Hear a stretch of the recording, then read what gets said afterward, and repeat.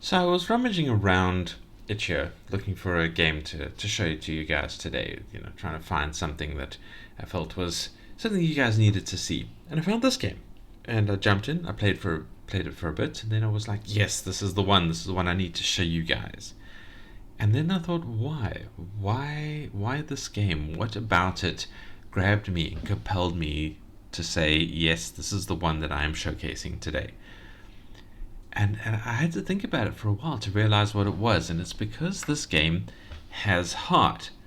And it's not just that I casually wanted to show this game, it's that this game is really the essence of what I'm looking for in indie games, why I have this channel, why I think indie games are such an important thing to support, to fight against the AAA studios.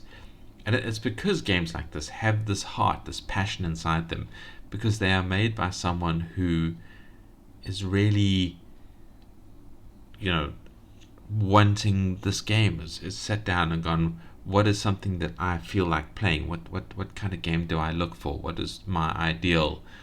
Or at the very least, what can I create? What is something that I can put out there in the world and take pleasure in seeing other people play, other people enjoy?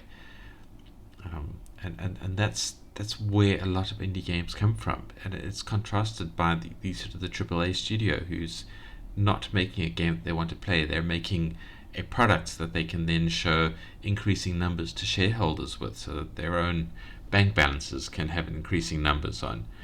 And there's two very different perspectives there, and they overlap. Obviously, sort of indie game makers need to make games that they can sell at some point, and the AAA studios are filled with people who are passionate about gaming, are passionate about the kind of game that they want to play, about the quality of the product that they want to produce. But there is that very base perspective that is very almost diametrically opposed, and it's why you cannot really get heart into AAA studios, because the heart is crushed out by the relentless grind of making a profit. And it's why many indie games are weird and strange, and something where you're sitting down and you're going, where did this come from? And it's because people are individuals. We all have our own perspective on the kind of thing that we want to play, and what we're doing here is we're making the thing that we want to play, and we're hoping other people share our desire, and quite often they do. And that's sort of the road that my brain went down, and I'll stop rabbiting on about it now. But if you're wondering why I'm showing this game, it's because it is a good game, a very, very pleasant experience, and but more important than that, it has the kind of heart that I think a lot of games need to find, and that's what I'm hopefully going to impart today. So let's jump in and look at some gameplay, and then we can give a few critiques afterwards, because that's kind of what we do around here. But I really don't think it has that much that we need to critique. So the game is A Little Christmas Market by Gina Giannetti, aka Gina Cities, and I love it. And let's jump in and play it. We can make the screen big, we can listen to the cute Christmas music, and we can read the instructions, which is click the basket button to purchase a stall. So this is our UI. This is the space that we can put stalls down. Our money's in the top right. That's what but we're going to have to, in order to buy stalls, and we need to earn some of that to buy more stalls. At the very top left, we have our settings button, which has a music sound control and a sound effect sound control, and that's all I ever like to see in games. That's the quality of life sound controls that I am very, very pleased to spot. And then we have our purchase a stall button, and the first stall we can buy is the almond stand. So let's buy that, and we can choose where to place it. Let's place it over here, and we immediately get people wandering around and kind of sort of virtualizing the purchase of our products, and some coins come out. So the store owner is presumably giving us some rent for using this location, and we have to steadily make more money in order to buy more stands in that very basic model. And now that we have one stall here, we have one visitor wandering around, and we have little furry friends wander around as well. And we get these presents sometimes that give us a whole bunch of coins. And I think that has given us enough for our next stand. We've unlocked the item shop, which we can look at here. So it's decorations for the market that we're trying to, I guess, manage, get going. But we also have other stands that we can buy. We can look at the decorations a bit later. And so now we have a sausage stand. And a new button is unlocked, and it's just the ability to move things. So if we click on that, we can click on one of these and move it somewhere else, or put it back there again, and then click the tick mark when we're done, and here we have everything. Make a bit more money. Oh, we've got another present. I think we need 200 for our next stand.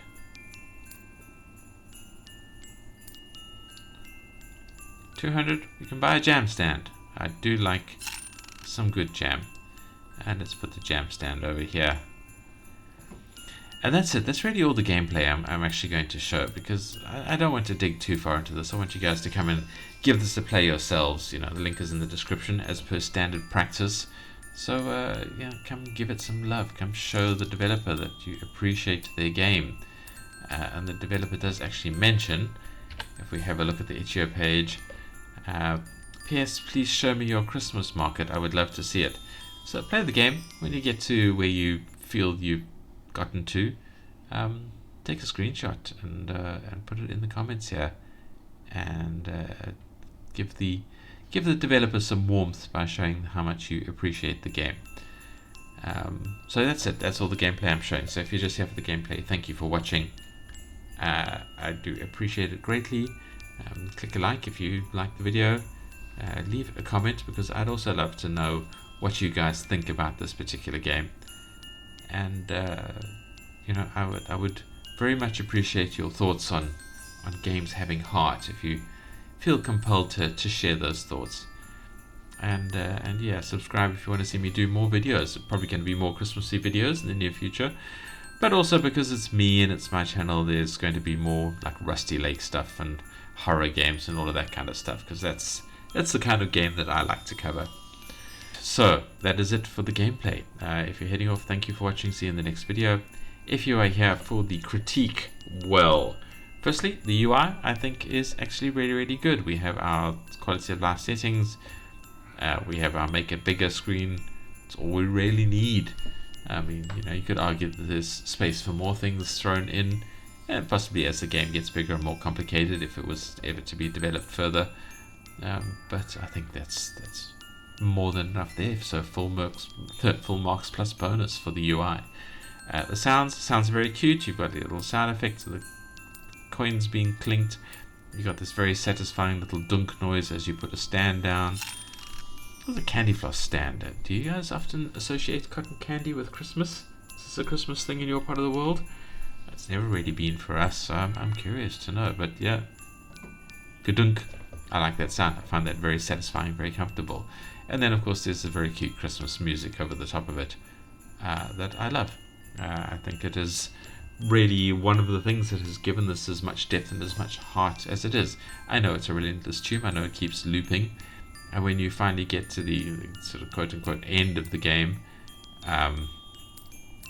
there is a change in the music, and sort of a less tinkly song comes on, and that is fantastic.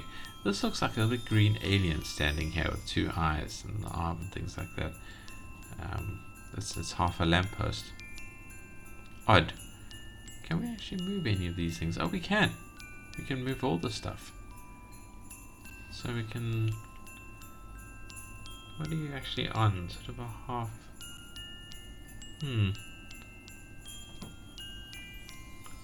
Sorry, I didn't realize we could move these as well. I'm very distracted now by the joy of moving these lampposts.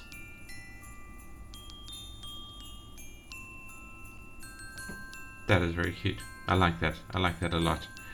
Anyway, back to my critiquing of it. Well, the artwork, yeah, the game looks absolutely stunning. You know, this is very, very cute. I actually wish I could zoom in further. Obviously, this is the primary zoom, and this is just pixel art. But just the way this pixel art is done makes me feel like I should be able to zoom in and see more and more detail, and see the little book and pen and things that these shopkeepers are using to track their you know their money and all of that kind of stuff. I think it's stunning. It's very, very good art, very, very cute looking game. Bravo. And now we're talking about the gameplay, and this is actually quite a difficult one to talk about, because I get the point of this game. It is not meant to be a management game in the sort of the full management game sense, like, oh, you got to make the profits and blah blah blah. It is just a cute game with some Christmas theming, when you're supposed to go, oh, this is nice, and I built all the things, yay, I can make it look pretty now, and then move on to something else. You know, that's where the game begins and ends, and it's absolutely perfect in that state. That is exactly the kind of indie game experience that I think should be produced. There should be many, many games like this. But obviously, I'm a hardcore gamer. I'm a gaming nerd. I want more. So what I would love to see is an extension on the features of the game. I would first of all love to see someone added who would wander around and collect the coins, so I don't need to collect them. So it'd be nice if you could then hire some people, hire a guy to do cleaning, because that's the unfortunate reality of a little market. And I know this is supposed to be idealized, so you don't have to deal with the unfortunate realities. But as a management game, as a simulation game, people make a mess. Places need to be cleaned. The wind blows and dust forms on the streets and things like that. So it would be awesome if you had to hire a little janitor and hire a guy to pick up the money, or a little, I don't know, what would it be, Bursa, one of those. It's something along those lines. So you can do sort of less and less than just watch your little market happen. And once you start going down that road, give all of your little visitors personality, and see what they like and see what they need more of, and how are the prices doing, and are the shopkeepers happy. And you could really expand this more and more and more into a more and more sophisticated management game, just by adding a layer of kind of what people are doing, and what kind of stuff needs to happen around the scenes, around the edge of a market, and what keeps people happy. I would love to see that. As a gamer, I would love to see this expanded on and made more and more complex, with more and more layers, while keeping this little theme of, this is a very cute game. You're presenting a cute experience to the NPCs, and you should be measured on the cute experience that you're giving to the NPCs. And I think the thing that I'm struggling with is, how do you do that while keeping the simple pleasure of this game? How do you do it while going, yes, I can still play this for relaxation? And I don't know. That would be a very, very difficult balance to keep. One of the hardest ways of balancing a game. Forget the balance of Unit A versus Unit B. How do you balance heart with gameplay? But I think this game has, of all the many games I've played, I think this one has a really good chance of doing exactly that. And then there's the immersion element. I'd love a little bit more lore about it. Who am I? How have I gotten control of this market? Why am I the person who's been tapped to make the people happy and make the items come in? Let's buy another stand, shall we? Ooh, gingerbread stand. Can't go wrong with some gingerbread. And a present, yay. And I mean, that's it really. I'd love to see some more lore, but it's definitely not necessary. And I think the game is super, super cute, and super immersive is the wrong word, but it does pull me in and make me want to keep playing it as it is. And I am actually quite surprised that the music is not more annoying than it is. It is actually quite pleasant to listen to. It's quite relaxing, despite its little tinkly high register noises. So excellent choice there, developer, and well done. And that's it from me. I'm going to stop rambling on about it, because for some reason this game makes me rant about the emotional side of game design. I suppose because of the complexity of the emotional elements in this game. I think that's an advantage that Christmas has, is it comes with all of this kind of psychological depth that's just already there from childhoods and experiences, and cultural norms and experiences and expectations. There's a lot going on there in Christmas. Does that make a Christmas game easier or harder to make? You have to do less heavy lifting to provide depth and content to the game, but you need to be careful because people will take this personally if you've messed anything up. I don't know. It's an interesting question, but yeah. Thank you for listening, guys. I'm going to stop rabbiting on now. I will let you go and play this. Link is in the description, and we'll wish you, I suppose, a merry build up to the Christmas, and we'll be seeing you again tomorrow. And yeah, I hope you have a good time, and see you in the next video. Goodbye.